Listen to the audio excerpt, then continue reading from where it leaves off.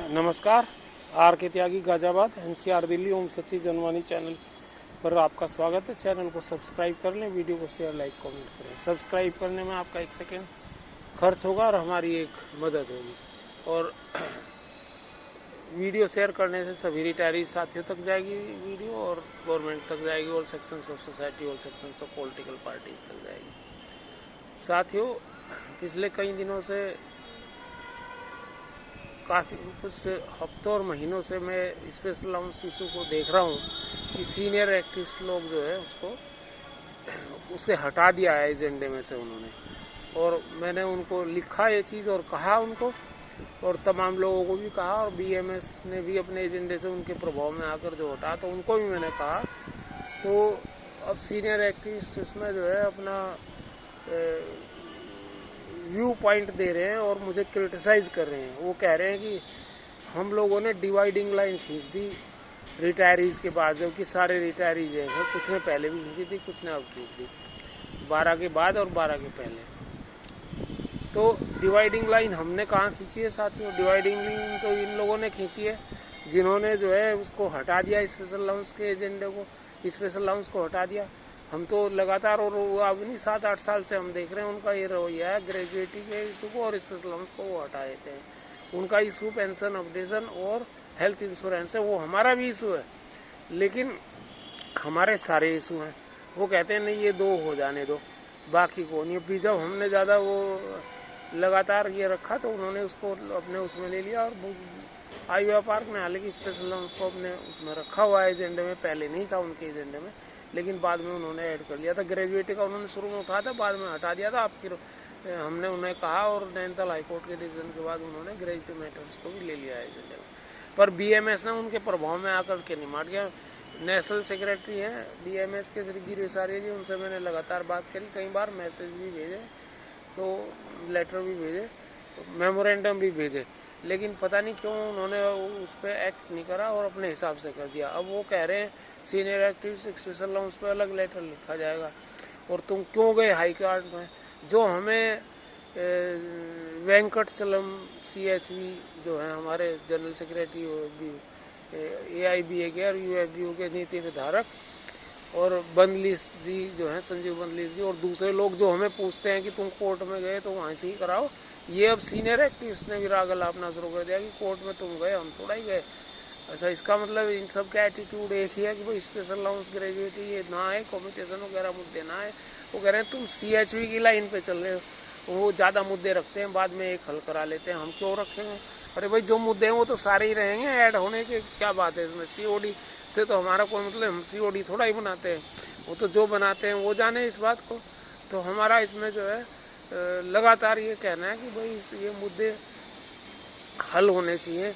और हालांकि हम कोर्ट में, हाई कोर्ट में भी और सुप्रीम कोर्ट में भी हमें IBA घसीट करके ले गया है, तो हम सुप्रीम कोर्ट में भी लड़ेंगे। पर अब जब नैनीताल हाई कोर्ट ने स्पेशल अलाउंस को भी वैध मान लिया है और उस पर जो है सुपरन्यूशन बेनिफिट यानी कि ग्रेजुएटी रिकैलकुलेशन को अलाउ किया है, और पेंशन का भी उन्होंने कहा कि पेंशन इस पर मिलनी चाहिए। और केरल हाई कोर्ट पहले से ही, नैनीताल हाई कोर्ट का तो डबल बेंच का फैसला है जिसमें CGI भी है, और केरल हाई कोर्ट का सिंगल बेंच का स्पेशल अलाउंस का फैसला है। तो जब ये फैसले हमारे फेवर में आ रहे हैं, अब तुम कह रहे हो इसे हटा दो। अरे भाई, हटा दो क्यों?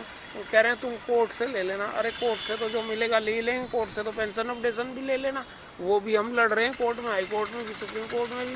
और सिंगला जी वाला केस ऑलरेडी है, हमारा भी केस हमने सारे लगा रखे हैं सुप्रीम कोर्ट में, चाहे वो पेंशन अपडेशन का हो, चाहे वो स्पेशल अलाउंस का हो, चाहे वो ग्रेजुएटी रिकैलकुलेशन का हो। इन सब में मैं पेटिशनर हूँ और रेस्पोंडेंट हूँ IBA ने जो सुप्रीम कोर्ट में केस लगाया है। और इसके अलावा चाहे वो कम्यूटेशन का भी हो, हमारे साथियों ने लगा रखा है, और भी CBDT वाला केस लगा रखा है, और ग्रेजुएटी एक 16-20 लाख का भी लगा रखा है। तो ये सारे केस हैं, लेकिन इसका मतलब ये थोड़ा ही कि हम चुप रहेंगे।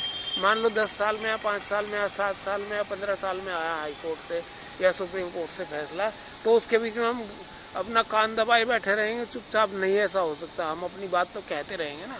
क्या अब तक गवर्नमेंट को सद्बुद्धि आ जाए, डिफेंस सेक्रेटरी की टीम को सद्बुद्धि आ जाए, IBA चेयरमैन को सद्बुद्धि आ जाए, या फाइनेंस मिनिस्ट्री को सद्बुद्धि आ जाए। हम तो प्राइम मिनिस्टर को भी लिखेंगे, लिखते ही रहते हैं, फाइनेंस मिनिस्टर को भी लिखेंगे, लिखते ही रहते हैं, प्रेसिडेंट को भी लिखेंगे, लिखते ही रहते हैं, RSS चीफ को भी लिखेंगे, लिखते ही रहते हैं, और दूसरे जो होम मिनिस्टर साहब हैं और डिफेंस मिनिस्टर साहब जो प्रभावी मंत्री हैं उनको भी लिखते ही रहते हैं और लिखेंगे। और पीयूष गोयल जी जो राज्यसभा में बीजेपी के लीडर थे उनको भी हम अब तो नहीं है वो, और नड्डा जी जो है बीजेपी अध्यक्ष उनको भी हम लिखते ही रहते हैं और लिखते ही रहेंगे।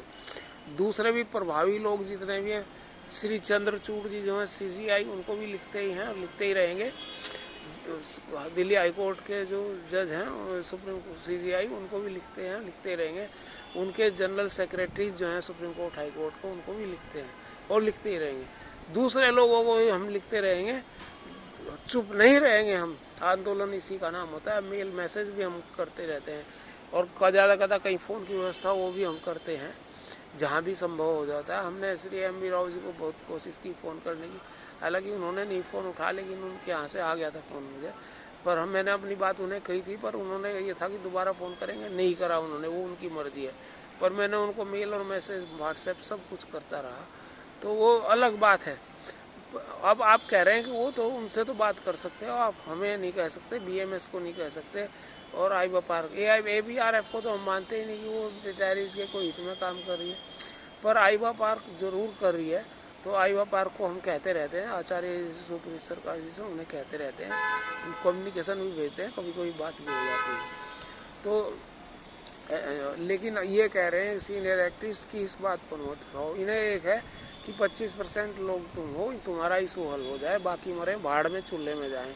तो भैया ये चलने वाला नहीं है और हम इसका विरोध करेंगे, होगा तो सबका काम होगा। तो बाकी आपका हो जाता है प्रशासन से और हमारा नहीं होता, कोई बात नहीं, पर प्रशासन उसमें लगातार जारी रहना चाहिए।